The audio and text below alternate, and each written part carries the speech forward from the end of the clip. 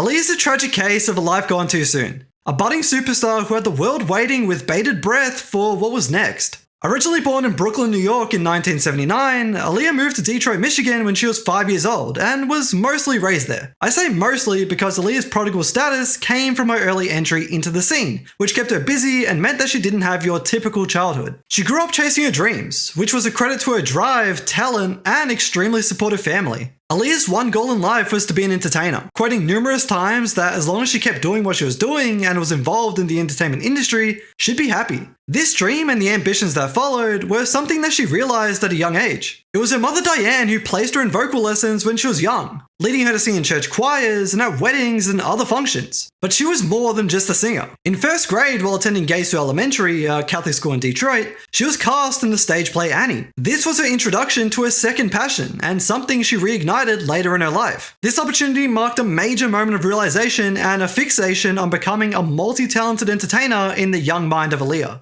From this moment on, Aaliyah, with the help of her family, did all they could to help her realize her dreams. Someone who played a large role in her life was her uncle, Barry Hankerson. He was an entertainment lawyer, producer, manager, and eventually the label owner of Blackground Records who signed and managed her. But he was also married to soul legend Gladys Knight for a time, who, despite their divorce and Aaliyah's birth year, retained good relations with the family. So much so that Aaliyah toured with Knight in Las Vegas for 5 nights. The then 11-year-old Aaliyah would come out halfway through the show and sing Home from the Broadway musical The Wiz. And to close out the night, Aaliyah and Gladys would perform a duet of Believe in Yourself by Diana Ross. Speaking about her time performing with her auntie, Aaliyah said, "It was a great experience. I learned a lot about being on stage and how audiences react differently to various sounds. I would stand in the middle of the stage, sing, and just walk off. Gladys said to me, you can't do that. You have to work the audience. Make them feel what you feel." As impressive as that is for a kid her age, this wasn't necessarily her big break or anything like that. It was more of a great learning experience. In the years after her first onstage performance for the play Annie at 6 years old, Aaliyah began performing more and more in the Michigan area before getting into it professionally at the age of 9.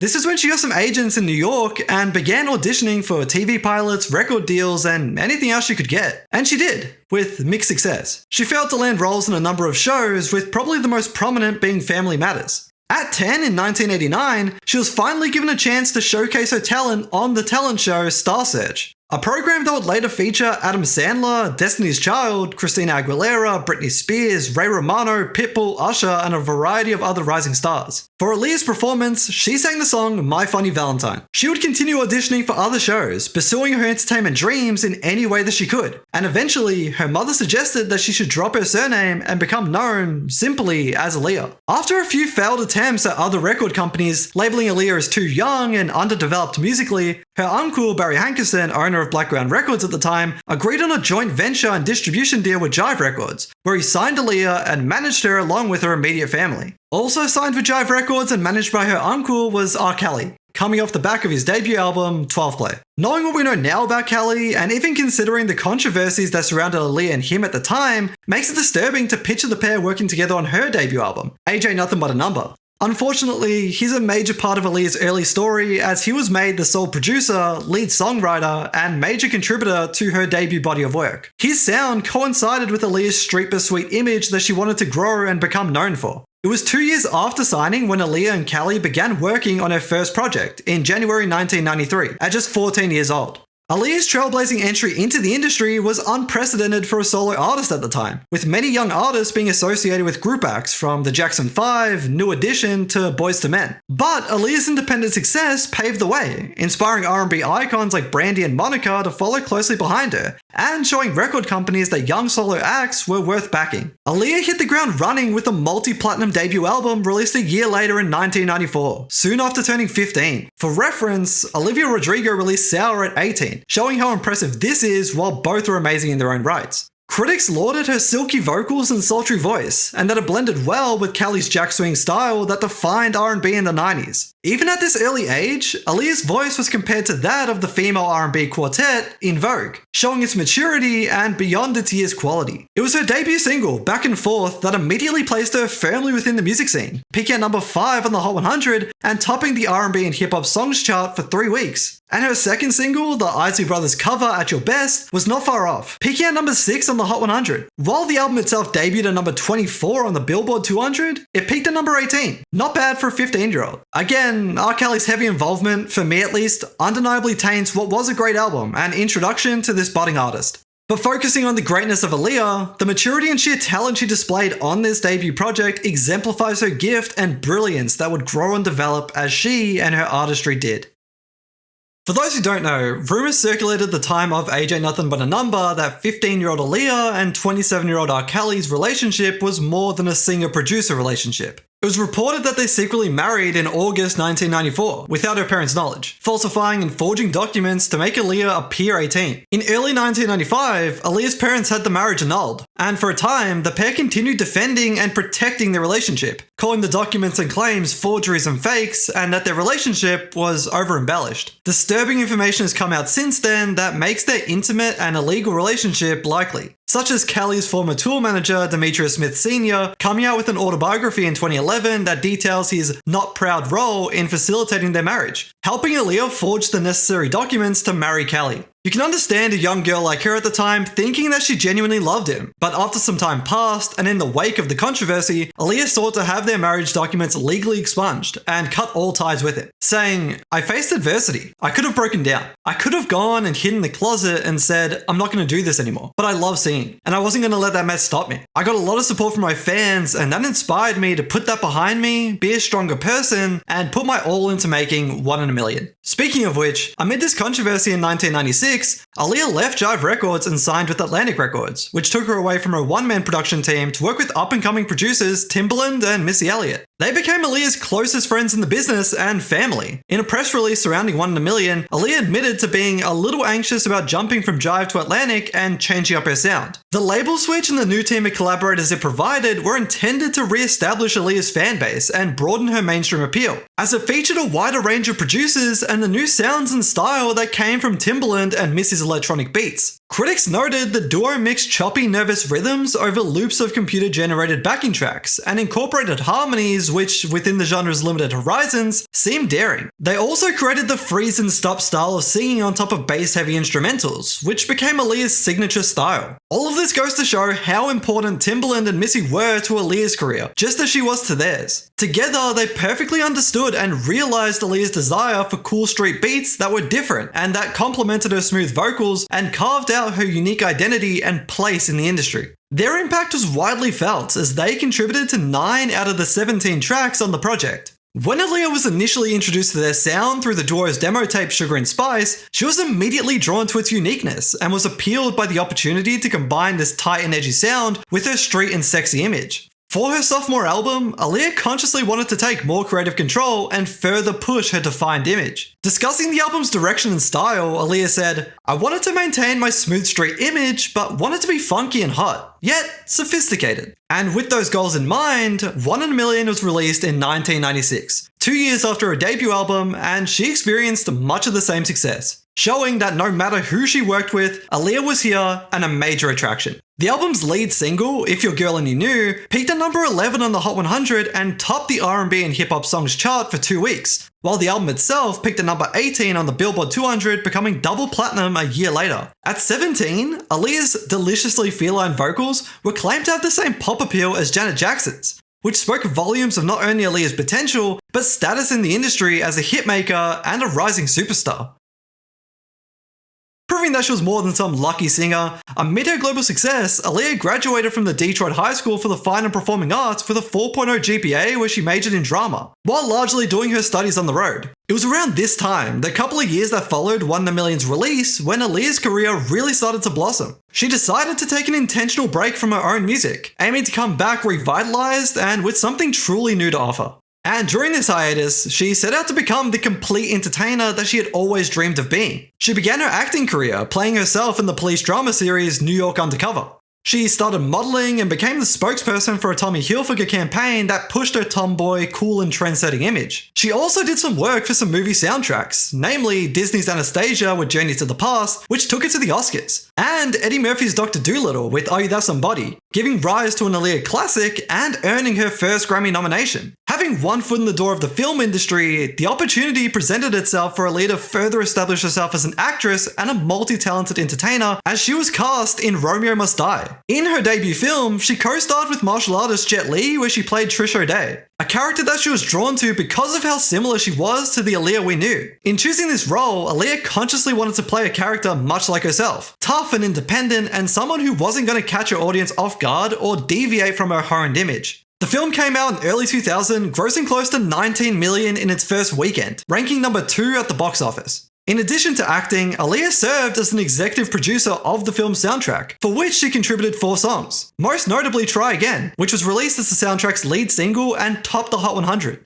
Making Aaliyah the first artist to top the chart based solely on airplay with no help from physical sales. The accompanying music video won the Best Female Video and Best Video from a Film Awards at the 2000 MTV VMAs, and earned her a Grammy nomination for Best Female R&B Vocalist. After finishing her work on Romeo Must Die, she began working on her second film, Queen of the Damned. The filming of these 2 movies delayed the release of her next album by 5 years, a longer break than she had anticipated. I wanted to take a break after One in a Million to just relax, think about how I wanted to approach the next album. Then, when I was ready to start back up, Romeo happened. And so I had to take another break and do that film, and then do the soundtrack, then promote it. Being mindful of her lengthy break, she actually recorded the entirety of her next and what would be final album, the self-titled Aaliyah, during the free time that she had while filming Queen of the Damned. Although she claimed to enjoy balancing her singing and acting careers, her days filming in Australia mostly revolved around filming the movie during the day and recording her highly anticipated return album throughout the night, or vice versa.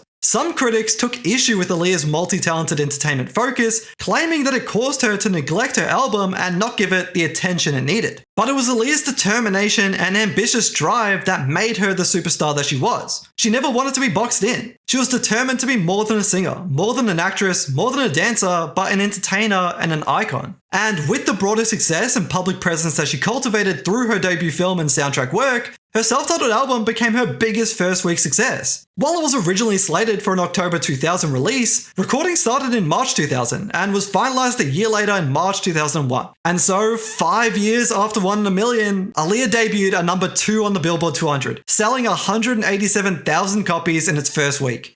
Critics called the album a statement of maturity and a stunning artistic leap forward, as she portrayed unfamiliar sounds, styles, and emotions. This radical third album, which was made under the stresses of balancing a busy life and hectic filming schedule abroad in Australia, was intended to consolidate her position as R&B's most experimental artist. She was never afraid to try something different, relishing her role as a trendsetter in the industry, releasing musically risky singles into a notoriously fickle pop market, and never feeling pressured to conform to the stereotypes of the marketplace.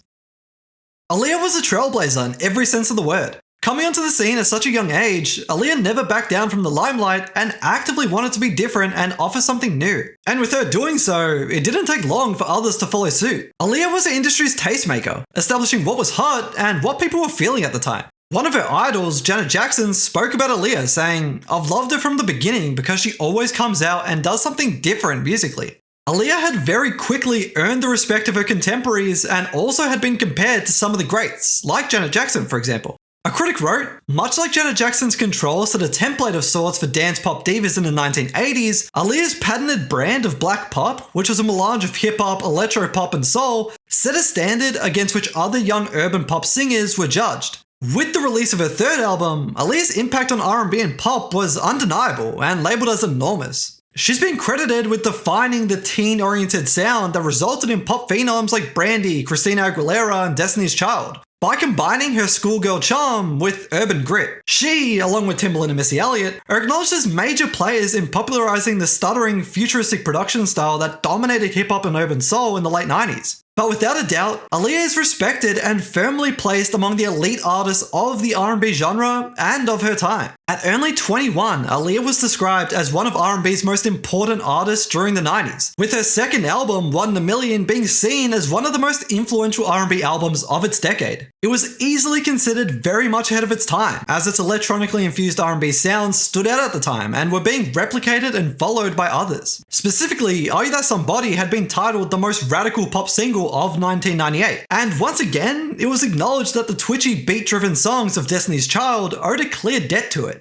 Aaliyah helped change the way popular music sounds. By her final album, Aaliyah had recorded some of the most innovative and influential pop songs of the last 5 years, which inspired others at the time and left an impact still felt today. And like she braggadociously owns in Beats for the Streets, everything I make is so unique. Nelly Furtado credits Aaliyah for creating the blueprint for the next generation of female stars, saying, Aaliyah possessed a rare poise and light that comes about once in a generation. She created the blueprint for the modern day triple threat, a young woman keen to challenge herself, but never tainted by brand awareness, truly iconic and natural trailblazer. Sierra's also praised Aaliyah's authenticity in an industry that can often be artificial, saying, Aaliyah was true to who she was and didn't seem to care about it. It wasn't like she was trying to be anything more than who she was. Despite that, she wanted to stand out, she wanted to be different, and she wanted to be recognized for doing so. This went beyond her songs and albums and was perhaps most evident in her music videos. Paul Hunter, a director she frequently worked with, noted that Aaliyah wanted her music videos to stand out from her rivals and other R&B singers. He said that you could watch an MTV music video marathon and see a certain type of video by female artists, but then one of hers comes on and it's something special, something different to look at. That's what she was about.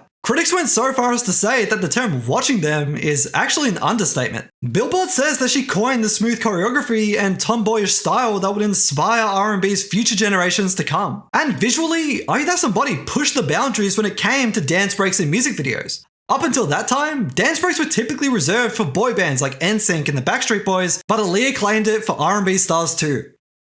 With all these facets of Aaliyah, don't think that I'm forgetting about her voice. At the end of the day, it was that natural and trained talent that provided her with an entry into the industry and the quality to remain and prosper within it. Aaliyah didn't feel the need to flex her vocal athleticism on tracks. Instead, she downplayed everything, becoming in tune and part of the song. Aaliyah herself said that her vocal style was heavily based on singing softly and utilizing her falsetto. She called her signature style breathy, tony, airy, and simple, but knew that she could ride any track with it. Her sound was perfectly described as street but sweet, a definition Aaliyah loved, pairing her gentle vocals with oftentimes gritty and muddied beats. And while she didn't write her own lyrics, which wasn't uncommon at the time, being trained as a singer, actress, and dancer, Aaliyah understood how to be the interpreter, bringing other people's words to life. Being a superstar requires the total package: talent and an image. Aaliyah had them both in spades. Just like her voice, she was described as a model of understatement. The same writer calls her beautiful, but hardly in a high-gloss supermodel way, more like a really good-looking girl next door. And that was definitely the vibe she was going for, particularly during the 1 in a million era where she owned her signature style of baggy clothes, bra tops, and sunglasses.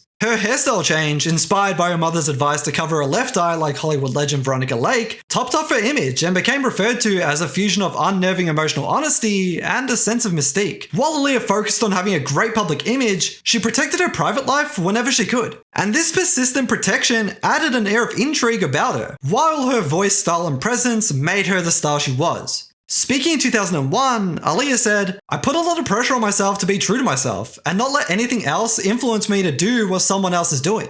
Being a little edgy and sexy is me. My image isn't a put-on. I used to wear sunglasses or have my hair over one eye a lot more when I was younger. Now, I'm happy with all aspects of myself." Host of Total Request Live, an MTV program, said that she was cutting edge, always one step ahead of the curve, and that the show's audience looks to her to figure out what's hot and what's new. More directly, writers have said that her selling point was sincerity, not innocence, and not the obverse that it implies. And to this point, Aaliyah was seen as a sex symbol to many, and didn't have a problem with being considered one. Speaking to the magazine Jet, she said, "I know that people think I'm sexy and I'm looked at as that, and it's cool with me. It's wonderful to have sex appeal. If you can embrace it, it can be a very beautiful thing. I see myself as sexy. If you're comfortable with it, it can be very classy and it can be very appealing." But beyond that, Aaliyah was often praised for a clean-cut image and moral values, once again proving that she was more than what some reductionists would label and box her in as, diminishing her well-rounded stardom. And through it all, Aaliyah, at just 22 years old, made for a perfect role model, hitting the ground running at 15 with an immediate success that thrusted her into the spotlight. Dealing with controversies, trauma, and attention, Aaliyah followed up her debut hit album with resolve, focus, and the ambition of doing something unique and unheard, resulting in a double platinum sophomore album. Despite her rapid ascension, she made the difficult choice of stepping away to relax and pursue other passions, which took her to a leading role in Romeo Must Die, which was a box office success. She won numerous awards applauding her talent and revolutionary take on music and visuals. And aside from her professional successes, her lyrics were littered with inspirational and uplifting words that matched her perfect image. She carried herself professionally, but looked like she had fun doing everything that she did. She had a dream, she had a goal, and she did everything in her power to make it a reality and live the life she always wanted for herself. She was an entertainer and a superstar, on her rise to new heights until it was cut short. On August 25, 2001 at 6:50 p.m, Aaliyah and 8 others boarded a small plane to travel to Florida from the Bahamas after finishing the filming of the Rock the Boat music video ahead of schedule. The original flight was scheduled for the next day, but Aaliyah and her entourage were eager to return to the US and expedited their trip to leave that evening. The plane they boarded was smaller than the model they originally arrived on, but nonetheless, the crew and all the equipment were accommodated on board. The plane took off but caught fire quickly and crashed just 200 feet or 60 meters from the end of the runway. Tragically, Aaliyah and the 8 others on board were killed. Out of respect for the others who lost their lives that night, on board was pilot Luis Morales III and Aaliyah's entourage, which included hairstylist Eric Foreman and Anthony Dodd, makeup artist Christopher Maldonado, security guard Scott Gallen, family friend Keith Wallace, and background employees Douglas Kratz and Gina Smith. What makes this tragedy even worse was that it wasn't a freak accident and was avoidable. Allegedly, the passengers had grown impatient because their expedited flight was supposed to arrive at 4:30 p.m, but didn't arrive until 6:15 p.m. Another charter pilot who was present but not tasked with flying the crew, Lewis Key, claimed to have overheard the passengers arguing with their pilot before takeoff, and that Morales warned them that the aircraft was carrying too much weight to ensure a safe flight. According to Key, Morales tried to convince them the plane was overloaded, but they insisted that they chartered the plane and they had to be in Miami Saturday night. Despite the pilot's concerns and protests, Key indicated that he eventually gave in to his passengers' persistence and that he had trouble starting one of the engines. A following investigation later determined that the aircraft was overloaded by 700 pounds or 320 kilograms when it attempted to take off, and that it was carrying one more person than it was certified for. The same investigation also found that the pilot was not approved or fit to fly the plane. Morales falsely obtained his license by showing hundreds of fraudulent hours that were never flown, and therefore falsified his legitimacy to obtain his job. Additionally, toxicology tests performed on Morales revealed traces of alcohol and cocaine in his system. Aaliyah notably always took her family wherever she went, and particularly for trips like these to film music videos. According to her brother Rashad, the filming of Rock the Boat was the only time her family was not present during a video shoot. Speaking about the tragedy, Rashad said, "It really boggles everyone that from day one, every single video she ever shot, there's always been myself or my mother or my father there. The circumstances surrounding this last video were really strange, because my mother had eye surgery and couldn't fly. That really bothered her because she always traveled. My dad had to take care of my mom at that time, and I went to Australia to visit some friends. We really couldn't understand why we weren't there." You ask yourself, maybe we could have stopped it, but you can't really answer the question. There's always going to be the question of why. But Aaliyah's impact is and always will be everlasting. She ranks on numerous lists that consolidate her impact and influence as an artist and as an entertainer. She earned the titles Princess of R&B and Queen of Urban Pop and has been referred to as an icon for her impact on those genres. Aaliyah is also credited as an unlikely queen of the underground for her influence on the alternative music scene. Her passion for the experimental and different set trends at the time and sets a powerful example for artists to follow today. Critics have noted that at the time of Aaliyah's career, there weren't many artists using the kind of vocals the way she was using it. And now you can see a lot of artists doing that and finding success. Beyond that, Aaliyah's become an inspiration for a generation of artists. According to Who Sampled, her music has been sampled over 300 times. Artists like Drake, The Weeknd, and Ty Dolla $ign have been vocal about their love and respect for Aaliyah. In the early 2010s, Drake only hoped that he would leave a legacy as impactful as Aaliyah did. The Weeknd completely appreciates that the late 90s formed his style and the sexy downbeat tempo that Aaliyah perfected. Ty calls Aaliyah one of his favourite artists and claims that there hasn't been another artist since Aaliyah who's been remotely close to the type of artist that she was. But I think a friend she made later in her life captured Aaliyah's everlasting status to a T.